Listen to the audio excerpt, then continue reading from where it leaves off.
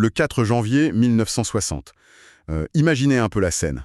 Une voiture file à plus de 145 km/h sur une petite route de province en France. Ouais, 145, pour l'époque, c'est énorme en fait. Ah ben complètement.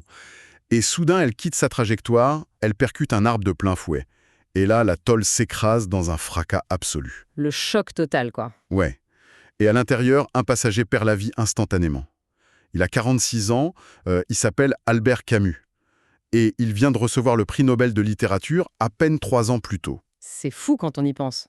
Mais en fait, ce qui rend cette scène si glaçante, c'est pas seulement la tragédie de l'accident en lui-même, c'est l'ironie vertigineuse du truc. Parce que cet homme, fauché de la manière la plus arbitraire possible, il a passé sa vie entière à disséquer exactement ça. L'absurdité fondamentale de la condition humaine. Exactement. Et alors aujourd'hui, on entame une plongée profonde pour analyser tout ça. Et pour lancer cette exploration, il y a cette citation incontournable tirée de L'Homme révolté, publiée en 1951. C'est une phrase d'une intransigeance absolue. Plutôt mourir que de vivre à genoux. Ouf, ouais, ça claque. Ben oui. Et quand on confronte cette déclaration à la réalité matérielle de sa mort, sur cette route, la résonance est immense en fait. C'est pas juste un slogan, c'est l'essence d'une philosophie qui refuse la soumission. C'est un point de départ hyper saisissant pour notre analyse.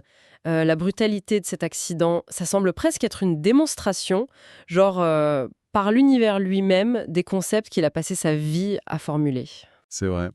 Et d'ailleurs, ce serait vraiment intéressant de lire dans les commentaires comment chacun interprète cette phrase aujourd'hui, face à une déclaration aussi absolue que « plutôt mourir que de vivre à genoux », ressentons un élan d'inspiration ou alors, je sais pas, une forme de vertige face à l'exigence que ça impose. L'espace des commentaires est grand ouvert pour ça. J'ai hâte de lire ça, hein. Parce que, pour revenir à ce fameux 4 janvier, la théorie philosophique percute la réalité de la manière la plus littérale qui soit. Il est 13h55, il rentrait à Paris après avoir fêté le Nouvel An, et tout s'arrête. Pas de longue maladie, pas de déclin, rien. Un arrêt net, quoi. Exactement. Ce qui est fascinant ici, c'est le contraste entre la fulgurance purement mécanique de cet événement et le statut de la victime. La physique aveugle d'un véhicule lancé à 145 km/h détruit en une fraction de seconde l'un des esprits les plus lucides de son époque. Ouais, ça donne le vertige. Bah ouais, l'onde de choc a été mondiale. Mais au-delà de l'émoi qui était immense, ça souligne une faille dans notre besoin humain de cohérence. En fait, on est programmé pour attendre des trajectoires narratives logiques. Un grand penseur devrait avoir une grande fin, tu vois, un épilogue orchestré. Sauf que là, la réalité ne s'embarrasse pas de narration. C'est un peu en préparant cette exploration, je me disais, c'est pas juste comme un livre dont on arracherait les pages en plein milieu d'une phrase. C'est plutôt comme passer des semaines à construire un château de cartes hyper complexe, en étudiant chaque fondation, et soudain... Un courant d'air. Ouais, un simple courant d'air totalement aléatoire vient tout balayer. La brise avait aucune intention de détruire le château. Elle n'avait aucune conscience du chef-d'œuvre. Elle passait, c'est tout. C'est tout. Et c'est cette indifférence absolue qui est terrifiante. Mais cette métaphore du château de cartes, elle est parfaite pour illustrer cette absence d'intention. L'accident n'est pas un châtiment divin, ni un destin. C'est un pur hasard cinétique. Et du coup, ce hasard nous renvoie en pleine face notre propre vulnérabilité. Absolument. C'est une question qui nous touche tous. Et d'ailleurs, ce serait super pour notre audience de partager ses propres réflexions en commentaire sur cette fragilité. Comment on fait pour intégrer l'imprévisibilité totale de l'existence tout en continuant à faire des projets? Parce que des projets, Camus en avait, hein. Ah ça oui. Et c'est là que les sources qu'on analyse prennent une tournure encore plus poignante. Parce que parmi les débris de la voiture, dans la tôle froissée, dans la boue de ce mois de janvier, les secours retrouvent des objets personnels. Et plus précisément, une valise. La fameuse valise. Ouais. Et cette valise, elle contient un trésor littéraire inestimable. Et surtout inachevé, le manuscrit du premier homme. C'est fou, c'est ici que l'histoire matérielle rejoint la mythologie. C'est clair. Et nos sources précisent bien que c'est pas un essai théorique froid, ce texte. Non, pas du tout. C'est un roman qui est profondément autobiographique. Ça retrace sa jeunesse en Algérie, qui était alors française, il faut le rappeler. C'est un retour aux sources, quoi. Ce détail sur l'Algérie, c'est crucial pour comprendre le cadre. Parce que c'est la matrice de toute son œuvre. Cette terre avec sa lumière écrasante, cette pauvreté digne. retrouver ce manuscrit spécifique dans les décombres, c'est une boucle temporelle atrocement cruelle en fait. Ouais, l'homme qui tente d'écrire sur ses origines, de retourner à l'essence de ce premier homme qu'il a été, voit sa quête stoppée net par son tout dernier instinct. C'est ça. L'inachevé devient vraiment la métaphore parfaite de la condition humaine. Ça illustre cette fracture entre l'aspiration humaine à terminer une œuvre, à donner du sens à une vie, et le silence brutal d'un événement arbitraire. Et le fait que ce texte porte sur ses racines, ça rend la chose encore plus tragique, non? La recherche de sens est fauchée par le non-sens absolu. Exactement. Le projet est pétrifié dans son élan, on reste en suspens. C'est un vertige intellectuel puissant. D'ailleurs, si cette plongée au cœur de l'histoire littéraire apporte de la valeur à ceux qui nous écoutent, il est fortement recommandé de s'abonner. Partager cette analyse avec d'autres passionnés, c'est le meilleur moyen de soutenir ce travail. Tout à fait. Et ça m'amène à lancer une autre question pour les commentaires. Quel impact a, selon les auditeurs, la découverte d'une œuvre posthume inachevée sur la légende d'un artiste? Est-ce que ça amplifie sa puissance ou est-ce que ça laisse un vide irréparable? Ah, ça c'est le grand débat dans le monde littéraire. En fait, un texte inachevé, ça permet au lecteur de devenir presque co-auteur, tu vois, d'imaginer les trajectoires possibles. Ouais, on comble les trous. Voilà. Mais pour revenir à la trajectoire de Camus, ce manuscrit qui nous ramène à l'Algérie, ça offre une transition toute trouvée vers l'œuvre qui a véritablement fait exploser sa philosophie aux yeux du monde. Une œuvre qui est ancrée exactement dans la même géographie, sous ce fameux soleil implacable. On parle bien sûr de L'Étranger, paru en 1942. Exactement. Je pense que tout le monde a entendu parler de Meursault et de son apathie légendaire. Ce personnage qui semble glisser sur sa propre vie sans jamais vraiment s'y accrocher. Ouais, il est comme spectateur de lui-même. C'est ça. Mais ce qui frappe le plus quand on relit la scène centrale aujourd'hui, avec le prisme des sources qu'on a épluchées, c'est le mécanisme du meurtre. Sur cette plage à Alger, Meursault abat un homme.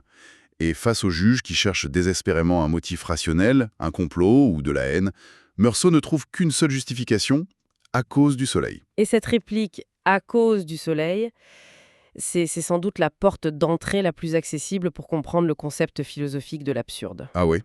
Pour un public non expert, comment tu expliquerais la mécanique derrière ça? Lors de ce procès, Meursault refuse de jouer le jeu des conventions, il refuse d'inventer une excuse psychologique qui rassurerait tout le monde.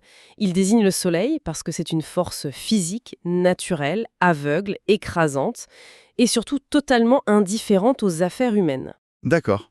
C'est comme... attends, j'ai une analogie pour ça. Vas-y.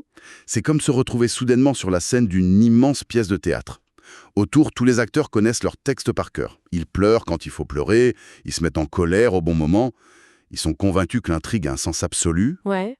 Mais toi, t'as pas le script. Et pire, tu réalises très vite, en regardant vers les coulisses, qu'il n'y a aucun metteur en scène. C'est le silence total quand tu cherches des directives. Ah, j'adore cette image. C'est la définition exacte de l'absurde chez Camus. L'humain est fondamentalement câblé pour exiger du sens, de la justice. Le juge, dans L'Étranger, il incarne cette exigence de la société, qui doit trouver une logique au meurtre pour se rassurer. Pour maintenir l'illusion du metteur en scène, quoi. C'est ça. Mais l'univers représenté par la chaleur étouffante de cette plage reste totalement silencieux. Il brûle, indifféremment. L'absurde naît précisément de cette collision. C'est le choc entre notre appel désespéré à la raison et le silence déraisonnable du monde. C'est profond, mais ça peut paraître super déprimant de prime abord. C'est vrai que c'est lourd. D'ailleurs, il est demandé à l'audience d'indiquer dans les commentaires si un tel sentiment de l'absurde a déjà été ressenti face à une situation de la vie quotidienne. Vous savez, cette déconnexion soudaine face à des rituels de société qui d'un coup semblent complètement vidés de leur sens. Ça arrive plus souvent qu'on ne le croit. Ouais.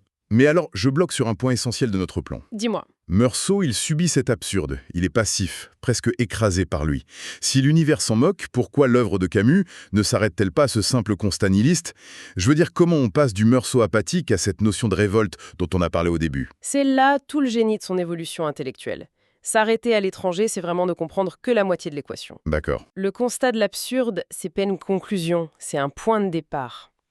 Si on regarde ces autres œuvres majeures mentionnées dans nos sources, des essais comme Le mythe de Sisyphe jusqu'à L'homme révolté ou le théâtre avec Caligula et des récits comme La chute, on observe un passage impératif de la passivité à l'action. L'absurde exige de dépasser la simple résignation. Ce qui nous ramène à la citation du tout début. Plutôt mourir que de vivre à genoux. Exactement. Il faut se révolter à chaque instant contre son sort. Mais attends, Concrètement, comment on se révolte contre l'univers lui-même? Je veux dire, on ne peut pas faire un procès au cosmos, ni punir le soleil, alors contre quoi se révolte-t-on? C'est la question fondamentale. Dans le mythe de Sisyphe, Camus prend ce héros mythologique qui est condamné par les dieux à pousser éternellement un énorme rocher en haut d'une montagne. Le rocher qui retombe à chaque fois. Voilà. C'est l'image même dans La Beurre Vin, la quintessence de la vie absurde. Mais le mécanisme de la révolte camusienne s'enclenche dans la conscience. Dans la conscience. Ouais. Au moment où Sisyphe redescend vers la plaine pour reprendre son rocher, il est pleinement conscient de sa condition. Il n'a plus aucune illusion. Et c'est cette lucidité qui devient sa révolte. Il refuse de se soumettre à la fatalité en pleurant. Il assume. Il assume. Et il méprise les dieux en trouvant de la joie dans la lutte elle-même. D'où la célèbre conclusion: il faut imaginer Sisyphe heureux. Oh, waouh! Donc, c'est agir non pas parce qu'on espère une récompense à la fin, mais parce que l'action elle-même affirme notre liberté. Complètement. Mais du coup, la révolte, c'est pas tirer sur les passants comme le fait Meursault par épuisement. Et c'est pas non plus devenir un tyran sanguinaire, je pense à Caligula, qui découvre que les hommes meurent et ne sont pas heureux, et qui décide de devenir un monstre. Caligula, c'est la fausse route. C'est la mauvaise réponse à l'absurde. Parce qu'il cède au désespoir destructeur. D'accord. Le nihilisme pur serait de dire « bon, puisque rien n'a de sens ultime, alors rien n'a d'importance ». Précisément. Et la révolte, au contraire, c'est une création de valeur. Puisque l'univers refuse de nous fournir un sens préfabriqué, on est condamné à le forger nous-mêmes. Ouais. Et cette évolution trouve son apogée conceptuel dans l'homme révolté. Là, on dépasse l'individu. La révolte devient solidaire. Camus dit « Je me révolte, donc nous sommes ». En luttant contre l'injustice et la souffrance, les hommes créent une communauté de sens. Ah, c'est brillant! Et ça donne une épaisseur incroyable à notre fameux « vivre à genoux ». Vivre à genoux, ce serait accepter le silence de l'univers, s'y soumettre ou se réfugier dans des illusions réconfortantes mais fausses.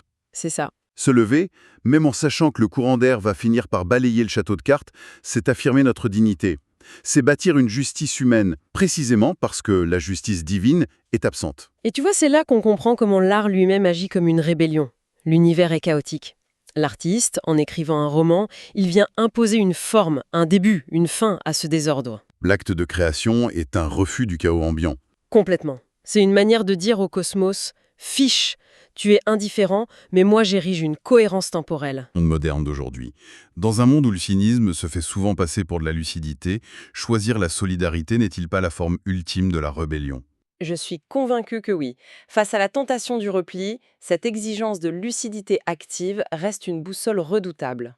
Alors, pour rassembler un peu les pièces du puzzle et dresser le bilan de cette exploration, nous sommes partis de l'image de la tôle broyée autour d'un arbre ce 4 janvier 1960. Un arrêt brutal à 145 km/h. Ouais, la perte arbitraire d'un homme de 46 ans, jeté contre un pare-brise.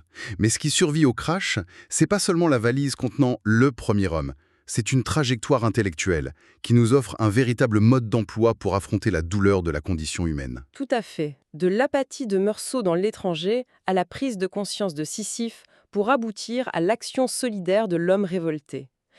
La grande leçon de nos sources, c'est que la découverte de l'absurde ne doit pas nous écraser, mais nous libérer pour agir. C'est un appel à assumer l'éphémère avec une intensité folle. D'ailleurs, si cette plongée au cœur de la philosophie vous a captivé, n'oubliez pas que s'abonner et partager ce contenu reste essentiel pour nous soutenir. Et avant de se quitter, je voudrais soulever une ultime réflexion, un peu provocatrice. Ah, je suis prêt, vas-y. On vient de dire que l'art est une rébellion. Si la conscience de l'absurde exige une révolte constante, l'acte de lire et de relire des œuvres inachevées comme Le Premier Homme, n'est-ce pas en soi notre propre forme de révolte contre le silence de cette route fatale? Oh, waouh! En faisant résonner ces mots que l'accident a tenté de stopper, on s'oppose modestement mais fermement au hasard aveugle. Faire résonner une voix que l'univers a tenté de taire. Ouais, refuser le silence imposé par la tôle froissée, c'est véritablement refuser de vivre à genoux. C'est une perspective magnifique pour refermer ce dossier. Merci à tous d'avoir suivi cette réflexion. À très bientôt pour d'autres explorations passionnantes au cœur de nos sources.